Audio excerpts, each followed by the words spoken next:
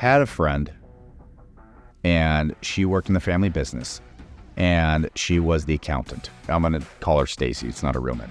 And Stacy worked for the family business, and she was the accountant. Now, most people don't understand this, but as an accountant, you're the bean counter. Your job is to count everything and make sure it's accurate and make sure that everything is there. And your numbers don't lie. In the accounting world, numbers don't lie. So if it says you're supposed to take $20,000 to build the sign and it took $25,000, we lost $5,000. You can't argue that. That's just a number. It's a fact. And so the accountant ends up being the whistleblower 99% of the time. Guys, this went over budget here. This went over here. This is what happened. Because as they're scorekeeping, their only job is to turn around and explain the score of what they did to the owners. It's the owner's job to make changes in the company. So you're going to find that your accountant half the time is a problem finder because that's all they're doing. All they're doing is scorekeeping and telling you. So don't get mad at your accountant. Don't get mad at that person because at the end of the day, that's all they can do is bring it to your attention. But people end up hating the messenger. They end up being upset with the messenger that brings them the bad news. So people end up not liking their accountant or not liking their bean counter or not liking that person because of the fact that they keep bringing problems to the table. But that's all they can do. You have to accept that. So Stacy, being the accountant at the family business, had so much anxiety because she kept bringing problems up and they weren't getting fixed.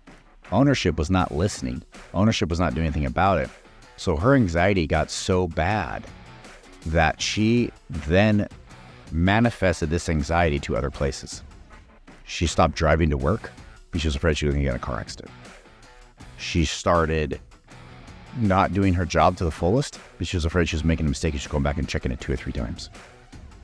She started to question what to make for dinner, and then dinner was an hour and a half late. Her anxiety started to run her world. It's sad when you think about it. It's really, really sad that her anxiety of trying to do better and please people caused her so much anguish. I'm sure her cortisol levels are through the roof right now if you were to do any chemical tests on her. That anxiety of that running off of fear is in the end going to be the killer of her. Now, if she never diagnoses this or changes it or changes her mental thought process, it might physically kill her. So what do we do to fix that? Give ourselves a little bit of grace. Forgive each other every once in a while. Forgive yourself. When's the last time you looked in the mirror and forgave yourself? Seriously. Walked in the mirror, looked yourself in the eye and said, it's okay, we can do better next time, and forgave yourself. You might want to consider doing that. It might take that grand gesture of staring at yourself and forgiving yourself before your body actually understands that it's okay. And there you go, oh, it's all right, I'll do better next time. And you just move on with your day. Your body may not remember that. You might have to do a bigger gesture to get those cortisol levels to calm down.